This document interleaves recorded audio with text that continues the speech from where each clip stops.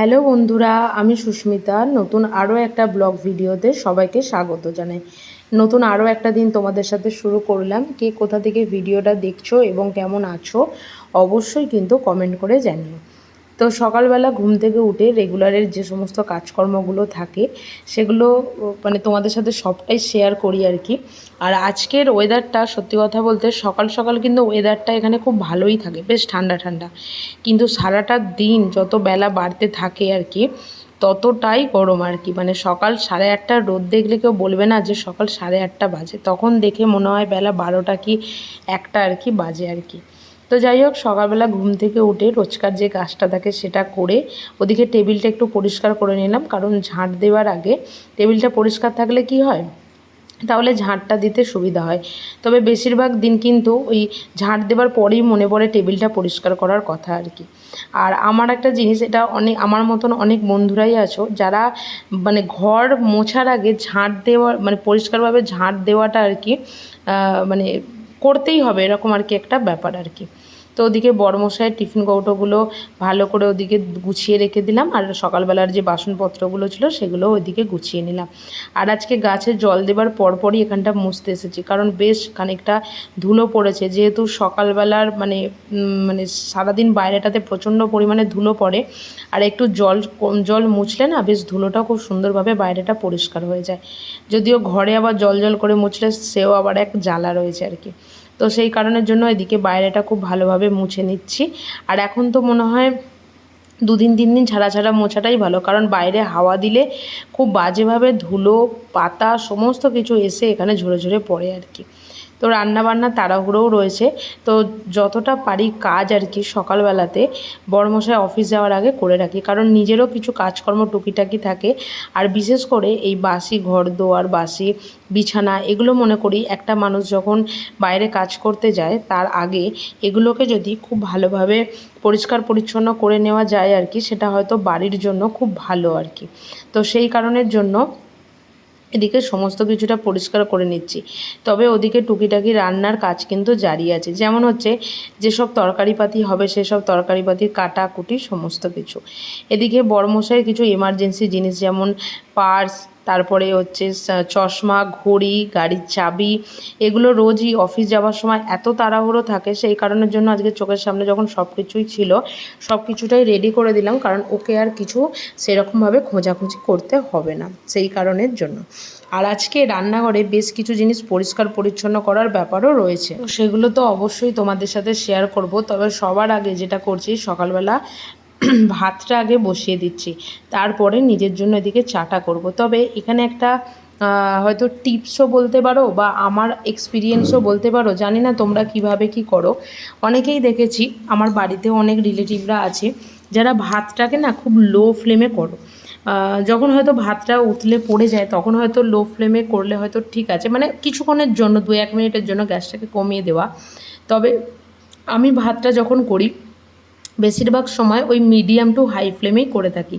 তবে এখন যেহেতু ওই সকালবেলা খুব তাড়াহুড়োর ব্যাপার থাকে, সেই কারণে হাঁড়ির মধ্যে না আমি বেশ পর্যাপ্ত পরিমাণে জল দিই, যে জলটা দিলে এবং যখন গ্যাসের ফ্লেমটা হাই ফ্লেমে থাকে তখন আর কি যাতে ভাতের ফ্যানটা আর কি নিচে না পড়ে। তাতে দেখছি প্রায় 20 থেকে 25 মিনিটের মধ্যে কিন্তু ভাতটা খুব তাড়াতাড়ি রান্না হয়ে যাচ্ছে, যেটা কিন্তু আমার সত্যি কথা বলতে এতদিন আমি ভাত রান্না করি একটু এদিক ওদিক হয়, কোনো দিন আধ ঘন্টা লাগে, কোনো দিন হয়তো 40 মিনিট লাগে। তবে আমি কি করছি, এখন পর্যাপ্ত পরিমাণে জল দিয়ে গ্যাসের ফ্লেমটা হাই করে এদিকে বাড়ির সমস্ত টুকিটাকি কাজকর্মগুলো করতে থাকছি। তাতে দেখছি ভাতটা না একদম 20-25 মিনিটের মধ্যে খুব তাড়াতাড়ি কিন্তু হয়ে যাচ্ছে।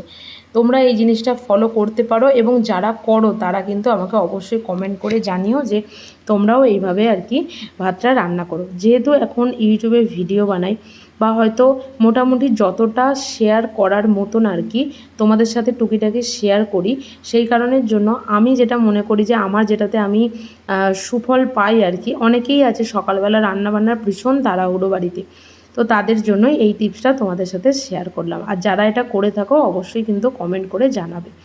তো ওদিকে বাসন রাখার যে ঝুড়িটা আর কি সেটা এদিকে পরিষ্কার করে নিলাম। আর বাড়িতে আসার পর থেকে এই চামচের যে স্ট্যান্ডটা সেটাকে পরিষ্কার একদমই করা হয়ে ওঠেনি। আর চামচ যখনই একটা করে হয়তো ব্যবহার করছি তখন সেটাকে ভালো করে ধুয়ে নিয়েই ব্যবহার করছি। তো আজকে যেহেতু দেখলাম যে হাতে অল্প একটুখানি সময় আছে, আর সেই কারণের জন্য এদিকে ওই স্ট্যান্ডটাকে পরিষ্কার করে নিচ্ছি। কারণ আজকে সকালবেলা যে ব্রেকফাস্টটা শুধু হবে রুটি, কারণ ডিমের ঝোল করছি। আর ডিমের ঝোল তো বলতে পারো আলুর দমের মতনই, সবটা লাস্টে একটু ডিমটা অ্যাড করে দেওয়া। তো সেই রকমই প্রসেসে করে আলুর দমটাকে আর কি, আলুর দমের জন্য 2 পিস 3 পিস করে আলু রুটি দিয়ে খাবার জন্য তুলে রেখেছি। আর হবে আজকে ডিমের ঝোল। তো সেই কারণের জন্য হাতে যেহেতু একটু সময় পেয়েছি, ওদিকে বাসন রাখার ঝুড়িটাও ক্লিন করে নিলাম, আর এদিকে চামচের সেটটাও ক্লিন করে নিলাম আর কি। এরপর ভাতটা দেখো, কথা বলতে বলতে তোমাদের সাথে ভাতটা আমার হয়েই গেছে আর কি। আর এই ভাতের ফ্যান ঝরাবার গল্পটা তো তোমাদের সাথে এর আগে বহুবার শেয়ার করেছি, তবে এখন কিন্তু বেশ ভালোই লাগে আর কি। যেহেতু জিনিসটা পুরোপুরিভাবে শিখে গেছি, সেই কারণের জন্য কিন্তু খুব ভালোই লাগে।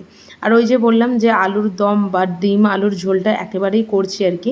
এদিকে আলুটা ভেজে আর কি তুলে নিচ্ছি, যাতে খুব তাড়াতাড়ি হয়, সেই কারণের জন্য যে ননস্টিকের কড়াইটা আছে ওটার মধ্যেই করি আর কি।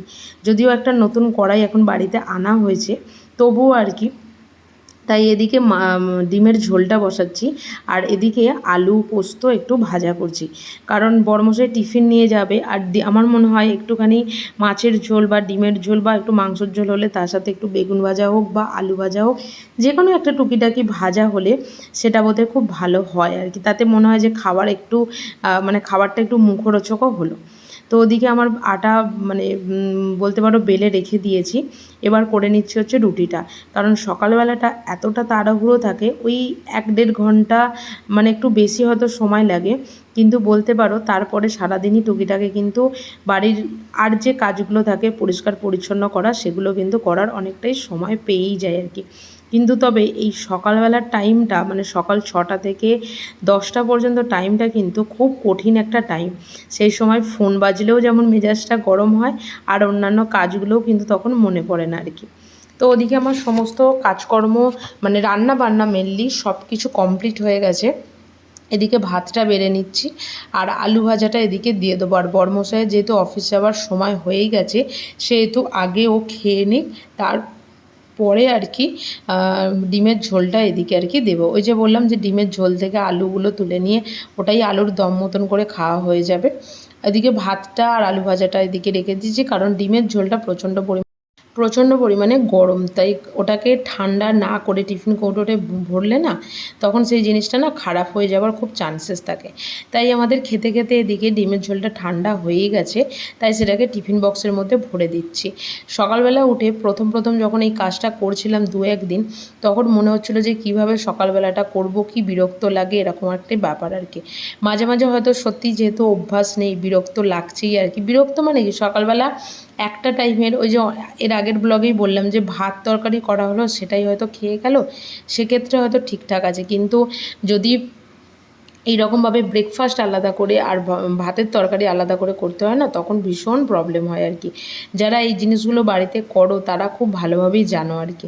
তো ওদিকে মোটামুটি খাওয়া দাওয়া সেরে টিফিন ফিফিন করে বড়মশাই অফিসে বেরিয়ে গেছে, আর এদিকে আমি রান্নাঘরটাকে পরিষ্কার করে নিচ্ছি, কারণ চামচের সেটটাকেও ধুয়েছিলাম, সেই চামচের সেটটাকেও ঠিকঠাক করে চামচগুলোকে ওর মধ্যে রাখতে হবে।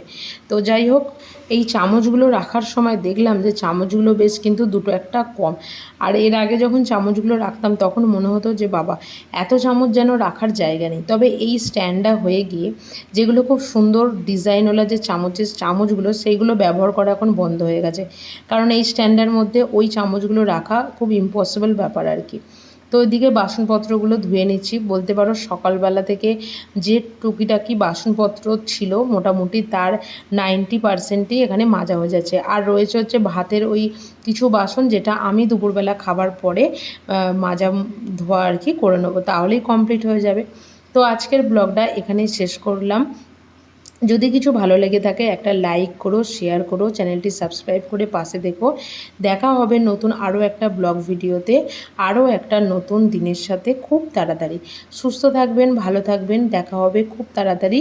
এবং ব্লগটা কেমন হয়েছে অবশ্যই কিন্তু কমেন্ট করে জানিও।